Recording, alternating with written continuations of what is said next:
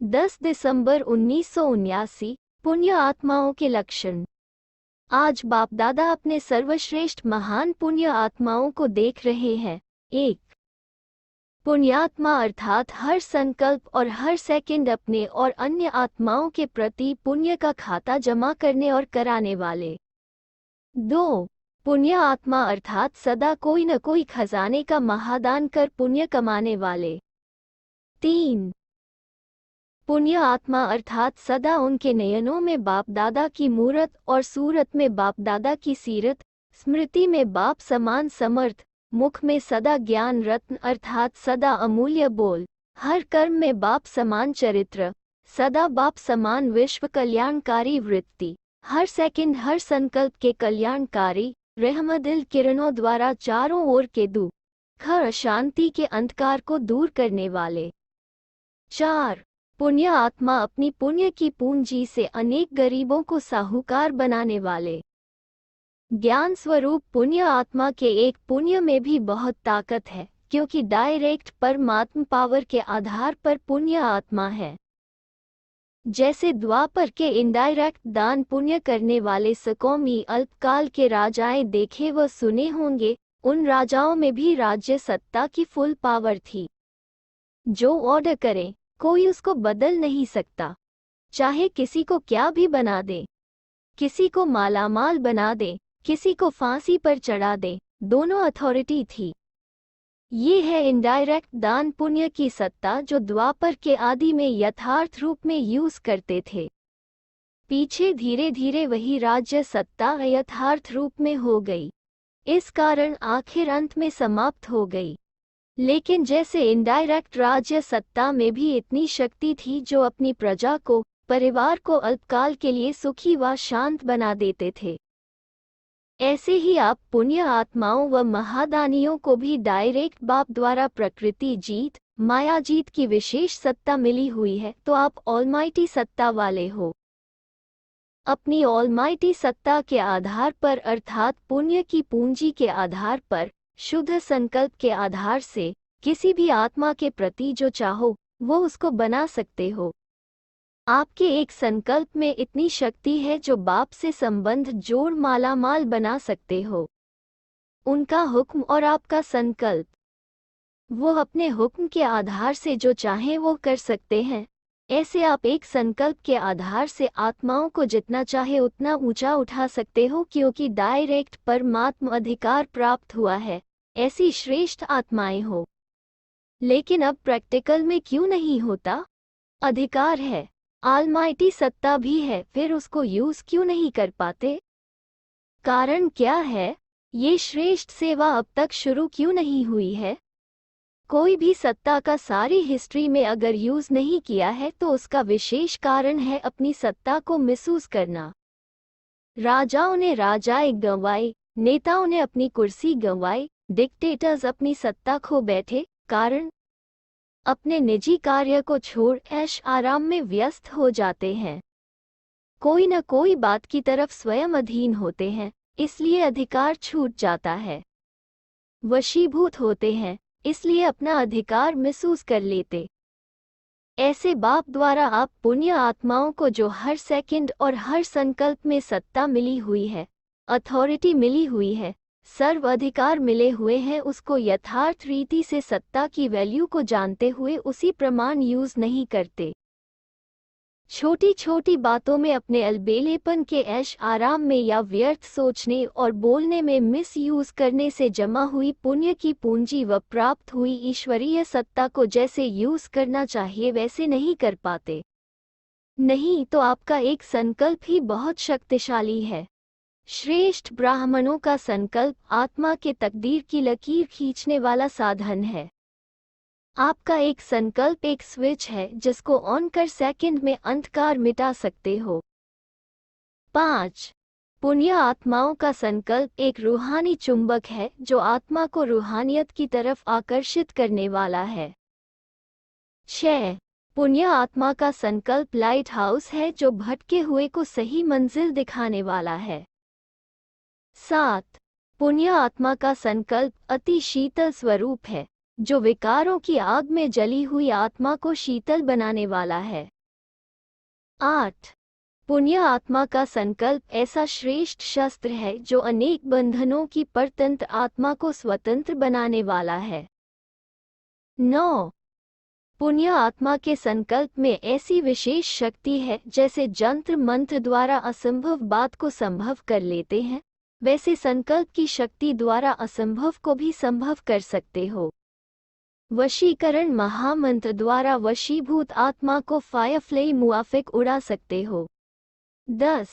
जैसे आजकल के यंत्रों द्वारा रेगिस्तान को भी हरा भरा कर देते हैं, पहाड़ियों पर भी फूल उगा देते हैं। क्या आप पुण्य आत्माओं के श्रेष्ठ संकल्प द्वारा ना उम्मीदवार से उम्मीदवार नहीं बन सकता? ऐसे हर सेकंड पुण्य की पूंजी जमा करो। हर सेकंड हर संकल्प की वैल्यू को जान, संकल्प और सेकंड को यूज करो। जो कार्य आज के अनेक पदमपति नहीं कर सकते वो आपका एक संकल्प आत्मा को पद्मापदमपति बना सकता है। तो आपके संकल्प की शक्ति कितनी श्रेष्ठ है। चाहे जमा करो और कराओ, चाहे व्यर्थ गंवाओ, यह आपके ऊपर है। गंवाने वाले को पश्चाताप करना पड़ेगा। जमा करने वाले सर्व प्राप्तियों के झूले में झूलेंगे, कभी सुख के झूले में, कभी शांति के झूले में, कभी आनंद के झूले में। और गंवाने वाले झूले में झूलने वालों को देख अपनी झोली को देखते रहेंगे। आप सब तो झूलने वाले हो ना। राजस्थान और यूपी वाले आए हैं। राजस्थान वाले तो राज्य सत्ता अर्थात अधिकार की सत्ता, ईश्वरीय सत्ता द्वारा सदा अपने राजस्थान को रेगिस्तान से सब्ज बनाने में, रेगिस्तान को गुलिस्तान बनाने में, जंगल को फूलों का बगीचा बनाने में होशियार हैं। राजस्थान में मुख्य स्थान मुख्य केंद्र है, तो जहाँ मुख्य केंद्र है वो सब में मुख्य है ना। राजस्थान को तो नाज होना चाहिए, नशा होना चाहिए। राजस्थान से नई नई सेवा के प्लान्स निकलने चाहिए। राजस्थान को कोई नई इन्वेंशन करनी चाहिए, अभी की नहीं है। राजस्थान की धरती को परिवर्तन करना पड़ेगा। उसके लिए बार बार मेहनत का जल डालना पड़ेगा, लगातार का खाद डालना पड़ेगा। अभी हल्का खाद डाला है। अच्छा, दूसरे दिन फिर यूपी की महानता सुनाएंगे। फॉरेन तो अब भी फॉरेन करने वाले हैं। सोचा और किया। यूपी की महानता की माला भी वर्णन करेंगे। अभी तैयार करना, फिर दूसरे दिन माला पहनाएंगे।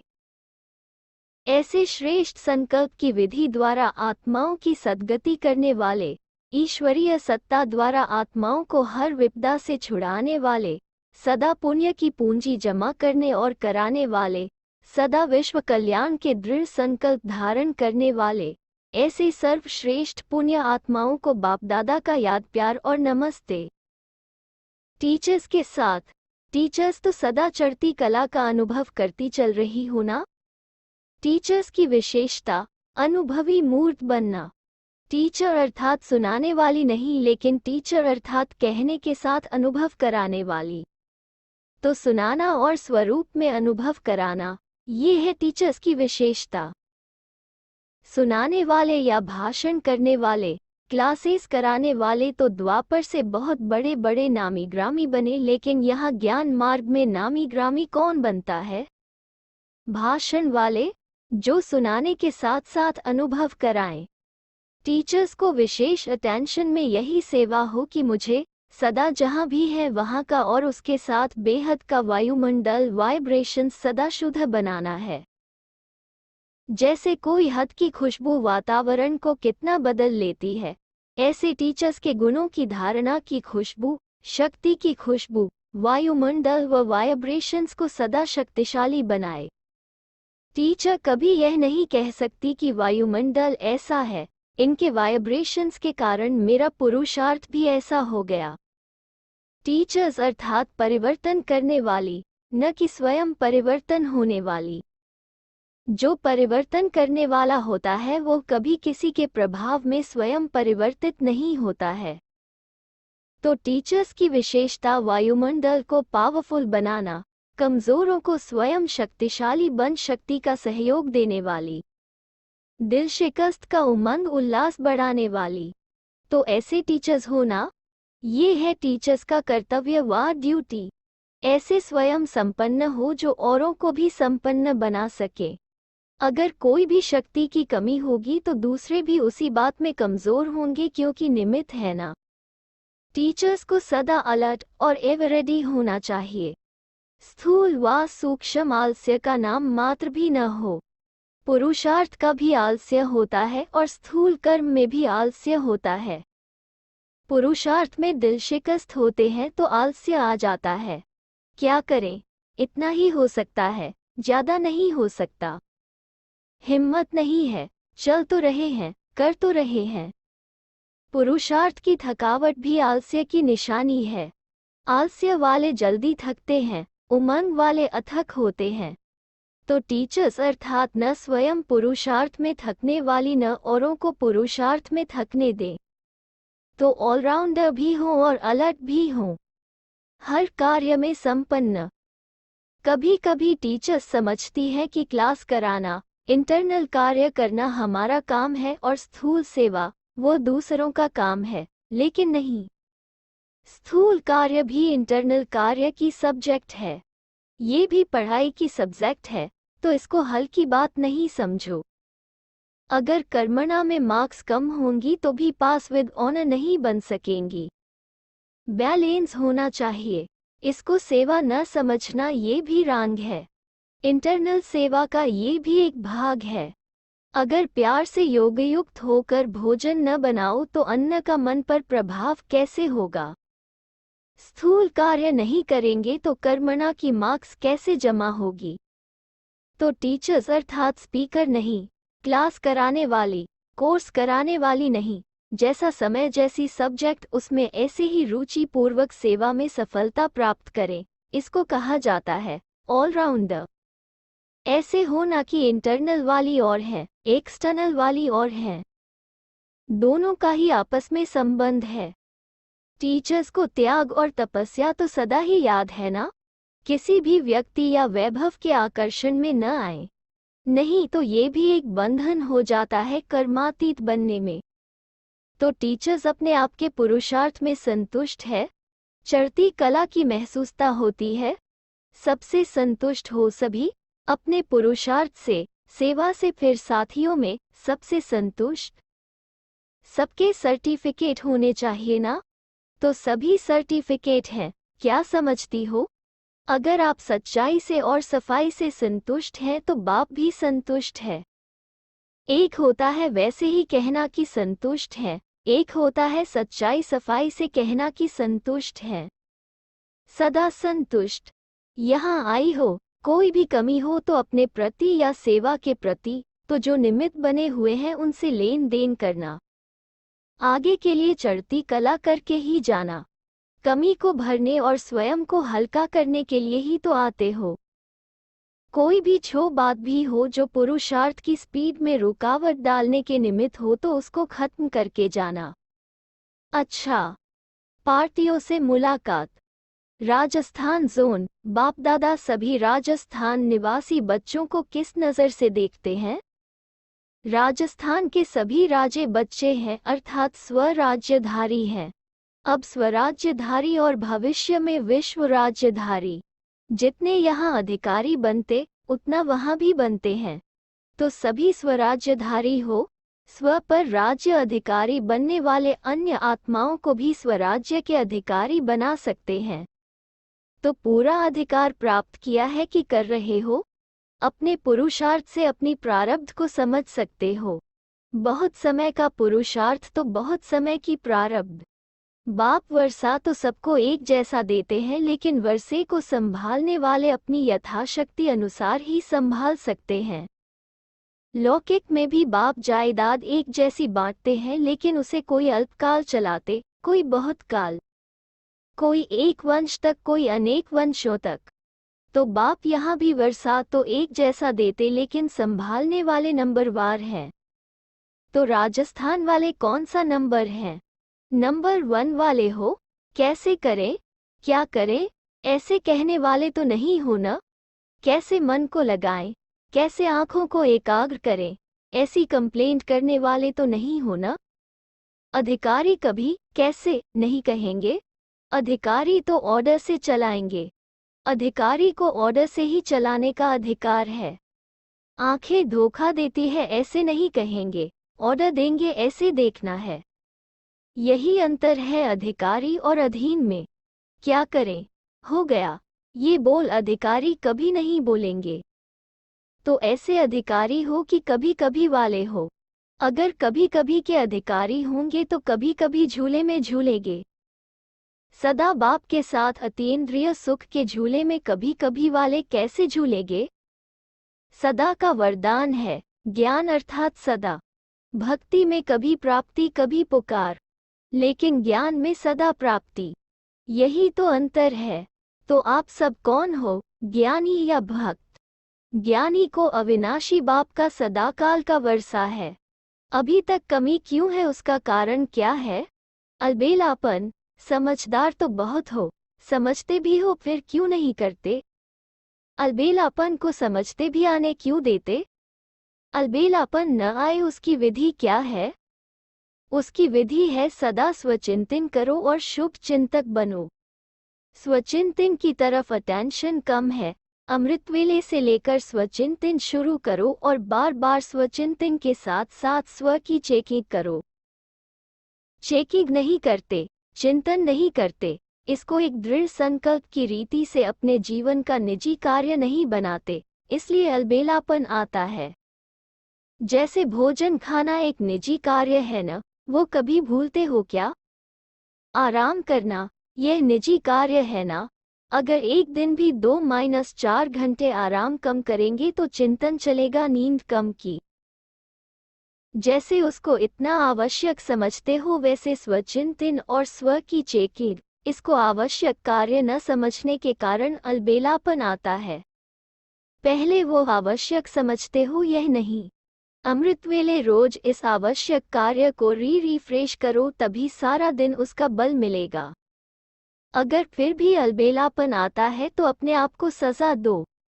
जो सबसे प्यारी चीज व कर्तव्य लगता हो उससे अपने को किनारा करो। पश्चाताप करना चाहिए। अभी पश्चाताप कर लेंगे तो पीछे नहीं करना पड़ेगा। रोज अमृतवेले अपनी महिमा, बाप की महिमा, अपना कर्तव्य, बाप का कर्तव्य रिवाइज करो। एक निजी नियम बनाओ। अलबेलापन तब आता है जब सिर्फ डायरेक्शन समझा जाता, नियम नहीं बनाते। जैसे दफ्तर में जाना जीवन का नियम है तो जाते हो ना? ऐसे निज को नियम दो। अमृतवेले उठकर अपने नियम को दोहराओ। मेरे जीवन की क्या विशेषताएं हैं? ब्राह्मण जीवन के क्या नियम हैं? और हर घंटे चेक करो कि कहाँ तक नियम को अपनाया है। हर समय बार बार चेक करो, सिर्फ रात को नहीं। इस वरदान भूमि से दृढ़ संकल्प की विशेष सौगात ले जाना। जो भी करो पहले दृढ़ संकल्प करना ही है, ये सौगात ले जाओ तो सदा याद रहेगा। बार बार अटेंशन के चौकीदार रखना तो वो पहरा देते रहेंगे। अलबेलेपन की निवृत्ति का साधन है बार बार अटेंशन। सहज मार्ग समझते हो इसलिए अलबेले हो जाते हो। कोई कड़ा नियम बनाओ। जैसे भक्ति में कड़ा व्रत धारण करते हैं, ऐसे कड़ा नियम बनाएंगे तो अलबेलापन समाप्त हो जाएगा। जैसे साकार बाप को अथक देखाना, ऐसे ही फॉलो फादर। पहले स्व के ऊपर मेहनत फिर सेवा में मेहनत, तभी धरती को चेंज कर सकेंगे। अभी सिर्फ कर लेंगे, हो जाएगा। इस आराम के संकल्पों के डनलप को छोड़ो। करना ही है, यह मस्तक में सदा स्लोगन याद रहे तो फिर परिवर्तन हो जाएगा। आपस में पुरुषार्थ के स्व उन्नति के प्लान्स का ग्रुप बनाओ। उन्नति की बातों पर रूहान करो। लेन देन करते करते बार बार यह रिपीट करते करते रिवाइज करते करते रियलाइजेशन भी हो जाएगी। रोज किस विषय पर और क्या कया दीप रूहान की, इसका हर सप्ताह समाचार का पत्र आना चाहिए। क्या क्या रूहान की, क्या चाट रहा? ये भी उन्नति का झंडा है। धर्मराज के पास बाप का बच्चा डंडा खाए, ये शोभा देगा? इसलिए अभी उन्नति का झंडा ठीक है। अभी तो चारों ओर फैलाव करो। राजस्थान के हिसाब से, मुख्यालय के हिसाब से झंडा तो ऊंचा है ना। अब ऐसा नंबर 1 बनो जो आपको सब फॉलो करें। स्व उन्नति की एक इन्वेंशन करके दिखाओ तो सब फॉलो करेंगे। आगरा जोन, देह के बंधन से न्यारा रहने वाला ही बाप का प्यारा है। सभी सदा प्रवृत्ति में रहते भी न्यारे और बाप के प्यारे। ऐसी स्थिति में स्थित हो चलते हो। जितने न्यारे होंगे उतने ही बाप के प्यारे होंगे। तो हमेशा न्यारे रहने का विशेष अटेंशन है। सदा देह से न्यारे आत्मिक स्वरूप में स्थित रहना। जो देह से न्यारा रहता है वो प्रवृत्ति के बंधन से भी न्यारा रहता है। निमित्त मात्र डायरेक्शन प्रमाण प्रवृत्ति में रह रहे हो, संभाल रहे हो, लेकिन अभी अभी ऑर्डर हो कि चले आओ तो चले आएंगे या बंधन आएगा। सभी स्वतंत्र हो, बेगुल बजे और भाग आए। ऐसे नष्टो मोहा हो। जरा भी 5% भी अगर मोह की रग होगी तो 5 मिनट देरी लगाएंगे और खत्म हो जाएगा। क्योंकि सोचेंगे निकले या न निकले, तो सोच में ही समय निकल जाएगा। इसलिए सदा अपने को चेक करो कि किसी भी प्रकार का देह का, संबंध का, वैभवों का बंधन तो नहीं है।